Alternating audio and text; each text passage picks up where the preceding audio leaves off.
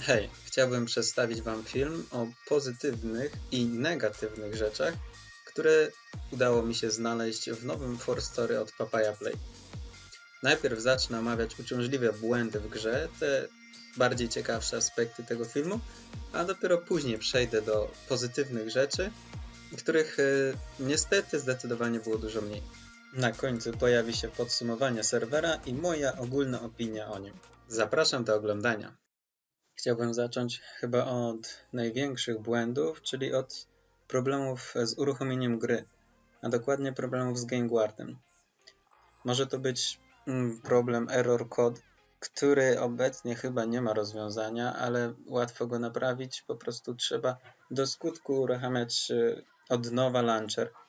Innym problemem może być wykrywanie przez GameGuard programów działających w tyle, które zakłócają jego uruchomienie. Są też inne, z tego co wiem, obecnie nierozwiązane problemy z GameGuardem. Jednak największym z błędów jest to, że GameGuard uniemożliwia uruchomienie gry na Windows 8. Przy tym systemie operacyjnym wyskakuje błąd o wykryciu haków. Z tego co wiem, do tej pory nie został jeszcze rozwiązany. Innym poważnym problemem serwera jest występowanie lagów. Niestety, ale mimo zapewnień Papaya Play, że takowych nie będzie, to być może w wyniku tego, że na grze jest bardzo dużo graczy, jest opóźnienie na skillach, czasami dochodzące nawet do pół albo i do sekundy. Plusem jest za to, że wszyscy mają te lagi oraz, że w wyniku ich bardzo trudno ustawić makro, co jak wiecie daje ogromną korzyść niektórym klasom.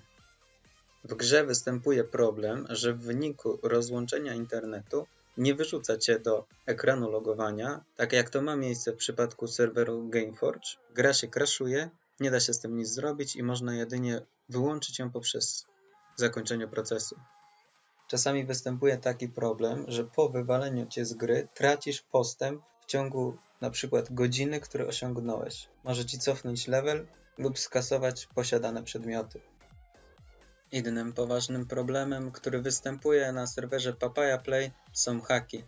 Niestety, ale GameGuard nie zabezpiecza w sposób dostateczny przed ich stosowaniem. Następnym problemem jest dość dziwny bóg używania eliksiru niewidzialności. Wiąże się on z błędnym naprowadzaniem czarów. W bliskiej odległości od przeciwnika dużo trudniej wybić z niewidzialności, a będąc poza zasięgiem przeciwnika w ogóle nie jest to możliwe. Ten bóg za bardzo ułatwia grę RMC-kom i tak już nieźle zbostowanym w tej grze i niezwykle utrudnia grę łucznikom, którzy na przykład nie mogą w wyniku tego bugu złapać maga. Problem ten nie występuje na serwerach Gameforge. Na filmie mogliście zobaczyć, jak to powinno działać. W grze w liście za dzienne logowania można otrzymać eliksir szybkości GMA, który działa przez 22 dni. Jest to niezwykle długi czas i wydaje się być bugiem. Eliksir ten ma ważność ponad 70 dni. Niestety, jeśli zginiesz, tracisz jego efekt. W ciągu 22 dni bardzo trudno jest tego nie zrobić. Gdy próbuje się przejść przez teleport na koniu, to traci się czasową niewidzialność. Ten błąd niejednokrotnie zaskoczył mnie na tajnym dokumencie, gdzie po przejściu przez teleport nagle zaczęli atakować mnie przeciwnicy. To dość ciekawa zmiana, ale dobrze by było, gdyby postać na koniu pojawiała się także niewidzialna. Niestety, ale wiele osób skarżyło się, że miało problemy z prerejestracją. Maile z aktywacją konta nie dochodziły na skrzynkę pocztową. W cash sklepie pomylono opisy, a waluta wykorzystywana do zakupu przedmiotów to bonus, gdy kolor sugeruje punkty FSC. Jest to bardzo mylące. W grze od Papaya Play, tak samo jak w For Story od Gameforge, jest bardzo uciążliwy bóg ustawień głośności.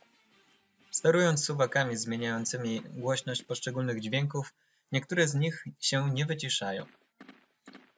Możecie o tym usłyszeć w tym filmie.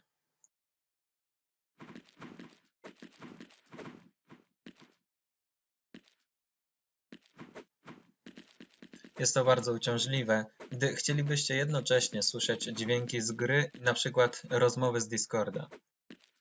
Kolejnym złym dostosowaniem parametrów gry są wojny o tajny dokument. Strażnicy i główny boss mają niezwykle duże statystyki i nie da się ich zabić. Mają 140 levele, gdy gracze tylko 80.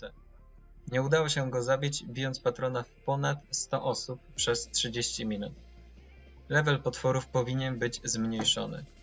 Podobne niedostosowanie gry przejawia się w biżuterii. Na maksymalnym levelu standardowo można ulepszyć biżuterię ze statystykami 11-15. Co jakiś czas, zupełnie losowo, niezależnie od levelu postaci, można wydropić lub ulepszyć ponadprzeciętną biżuterię. Ma ona statystyki nawet do 44. Taka biżuteria powoduje ogromną przewagę nad przeciwnikami i nieproporcjonalnie do maksymalnego levela zawyżone obrażenia i HP. Podobnie jak na PL-u występuje błąd z zajętą skrzynką pocztową. Mimo tego, że odbierze się i usunie listy, to bez ponownego włączenia poczty lub reloga nie da się wystawić przedmiotów u licytatora. Poczta powinna być automatycznie aktualizowana. Kolejnym problemem jest ogromny spadek FPS-ów na grze w momencie, gdy atakujecie kilka bazyliszków na molochu. Taki błąd nie występuje na Forstory od Gameforge, co możecie zobaczyć na filmie. Tak samo jak na PL-u występuje bóg używania teleportu. Jeśli ma się zaznaczone autonaprowadzanie na misję, a często tak się zdarza, bo automatycznie się włącza, to nie da się użyć teleportu. Sporo osób o tym nie wie, szczególnie nowych, i irytuje się, gdy nie może wejść w teleport.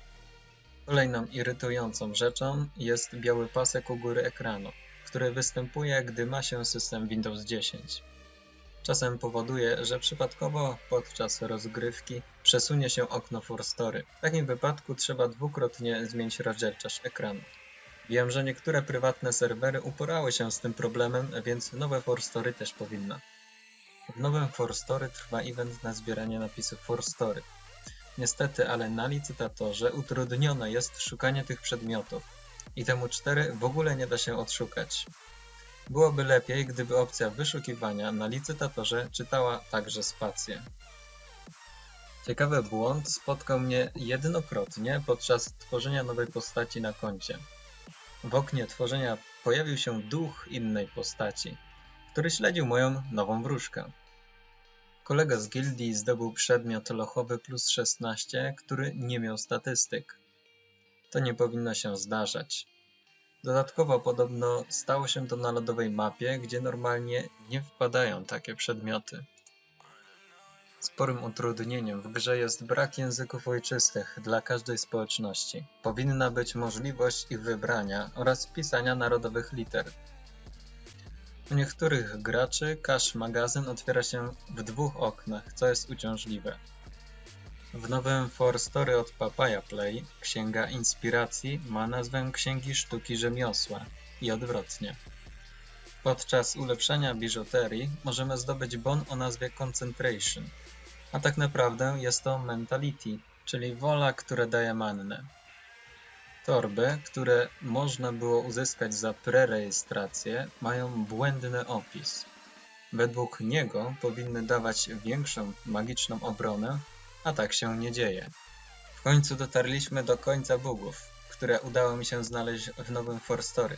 Muszę zaznaczyć, że większość z nich jest mało istotna, a naprawa powinna być dosyć prosta. Przedstawione błędy traktuję trochę jak sprawdzian dla Papaya Play. Jeśli uda im się naprawić co najmniej połowę z nich, to uznam, że opłaca się grać na tym serwerze. Pamiętajmy, że Gameforge pod względem bugów nie jest niczym gorsze od Papaya Play. Przynajmniej na nowym Forstory jeszcze nikomu nie zbugowała się postać, także nie może na nią wejść. To zdarzyło się mi na starym Forstory, a tego podobno nie da się naprawić. Teraz przejdźmy do milszej części filmu, czyli do pozytywnych aspektów, które mnie zaskoczyły. Nie spodziewałem się aż ponad 1000 osób w pierwszych dniach Forstory. Co najmniej 10-krotnie więcej niż na polskim serwerze od Gameforge. Tworząc minimalną gorączkę łowców, możemy zobaczyć, że już 21 listopada Było stworzone prawie 5000 postaci. To ogromna ilość jak na tak mało znaną grę.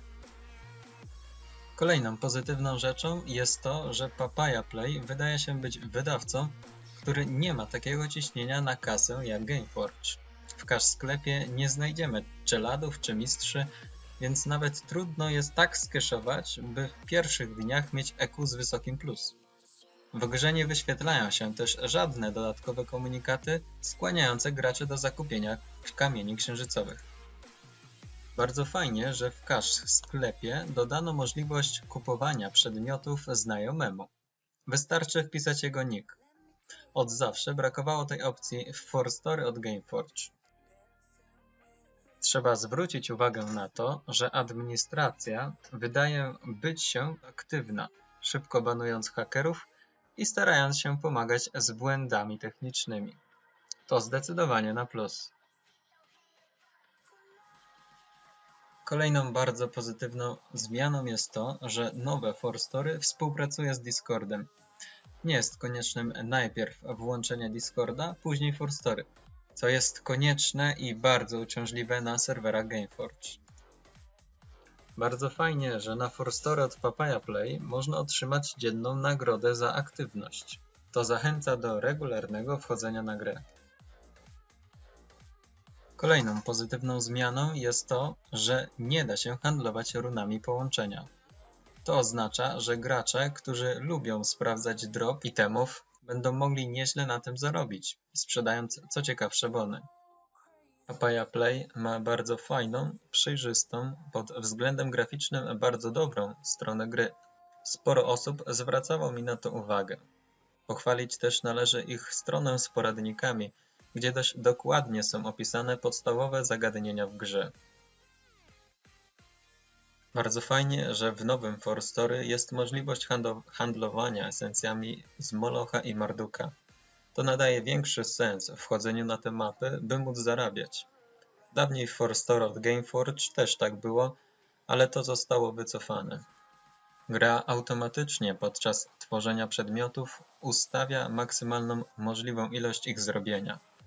Takiej opcji nie ma w Forstory od Gameforge, przez co sporo osób nawet nie wie, że tak da się robić i nie trzeba klikać wiele razy. Bardzo zaskoczyło mnie to, że opcje gry i ustawienia klawiszy przeszły ze starego Forstory na nowe. Drobna, ale miła niespodzianka. Dobrze, że w Forstory od Papaya Play nie ma już błędu z zaznaczaniem misji i pokazywaniem ich na czacie. Ta opcja nie działa już od dawna na starym Forstory, a ułatwia wspólne ekspienie. Zaraz na początku gry zaskoczył mnie praktycznie nieśmiertelny grzyb stojący w Keter. Dzięki niemu możemy sprawdzić płynność gry i expić peta.